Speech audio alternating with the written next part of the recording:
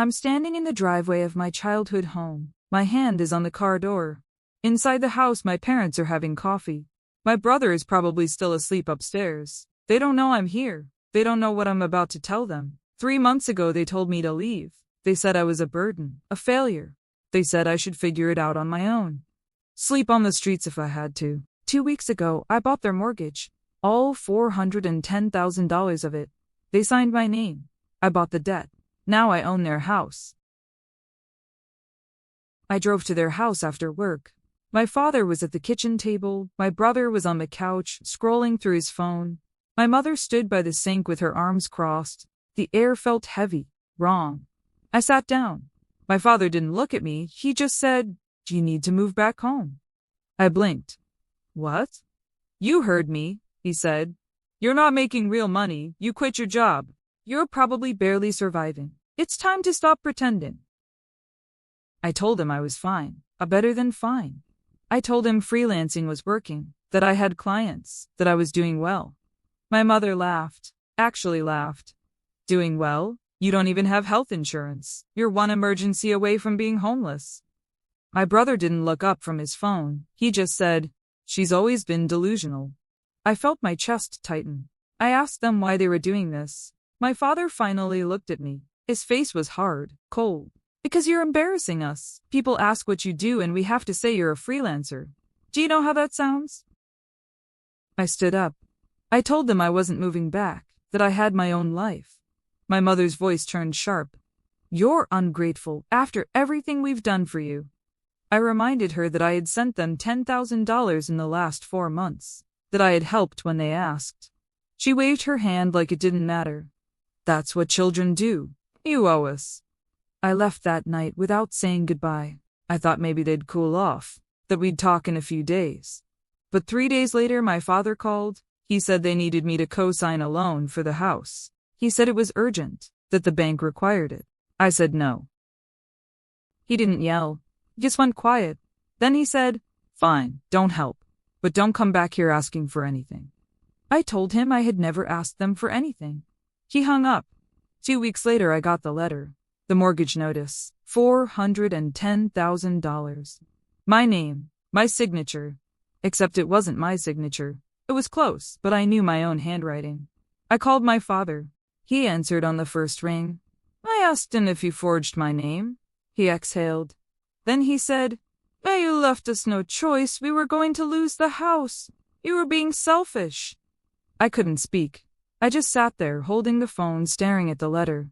Then he said, "If you make trouble over this, don't bother coming back. You're not family anymore." I didn't sleep that night. I sat at my kitchen table with the mortgage document in front of me. I traced the fake signature with my finger.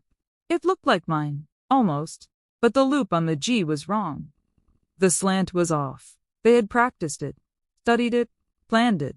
This wasn't a desperate mistake. This was deliberate. I thought about calling the police, reporting fraud, but then I thought about what that would mean. Court accusations, my face on the news. Daughter accuses parents of forgery. I could already hear my mother's voice. She's lying. She's always been a liar. Instead, I called a lawyer. His name was Richard. He had handled a contract dispute for me a year earlier. I told him everything. He listened without interrupting. When I finished, he was quiet for a moment. Then he said, "This is fraud. Clear cut. You can sue. You'll win. But it'll take time. And it'll destroy your relationship with them." I almost laughed. "There's no relationship left to destroy."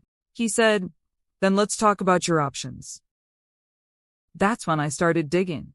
I pulled my credit report. The mortgage was there, but there was more. A credit card. Opened 2 years ago. In my name. Maxed out. $15,000. I had never seen the card, never received a bill. I called the company. They confirmed the account. They said the card had been mailed to my parents' address. The charges were all local. Gas stations, restaurants, a furniture store. I asked for the transaction history.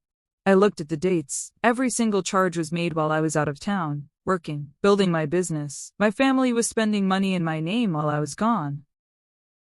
I called my brother. I don't know why. Maybe I thought he didn't know, that he wasn't part of it. He answered on the 4th ring. I asked him if he knew about the credit card. He paused. Then he said, "Yeah, so what?" I felt my throat tighten. "So you knew they were committing fraud, and you said nothing." He laughed. It was bitter. "Mean. Fraud? Come on, your family, you're supposed to help. That's what we do." I asked him if he had used the card. He didn't answer. That was answer enough. I hung up. I sat in my apartment and looked around. At the furniture I bought. The art on the walls. The life I had built. Quietly. Without anyone's help. I had done everything right. Worked hard, stayed honest, paid my own way. And my family had seen that as weakness. As something they could exploit.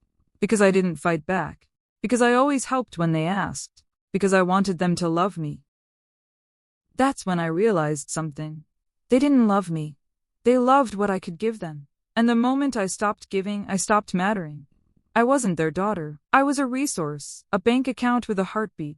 And now they had taken my name, my credit, my future, and they felt justified doing it. I went back to Richard's office the next day. I brought everything. The mortgage papers, the credit card statements, the call logs. He spread them across his desk and shook his head. "This is worse than I thought," he said. I asked him what I could do. He leaned back in his chair. "You can sue. You can press charges. Or—" He paused. "You can buy the debt." I didn't understand at first. He explained it slowly. The mortgage was in default. My parents had missed 3 payments. The bank was starting foreclosure proceedings. If I moved fast, I could negotiate with the bank. Buy the loan outright. Own the debt. Own the house. "It's aggressive," he said. "But it's legal, and it puts you in control." I asked how much it would cost. He made a call, then another. By the end of the week, he had a number. $370,000. The bank wanted to offload it. I had the money. I had been saving for years. Investing. My business had exploded in the last 18 months. I was making more than I ever thought possible. But I lived quietly. Drove an old car, wore simple clothes. I didn't want attention. I didn't want anyone to know. I wired the money on a Friday. By Monday, the deed was in my name. Richard called me that afternoon.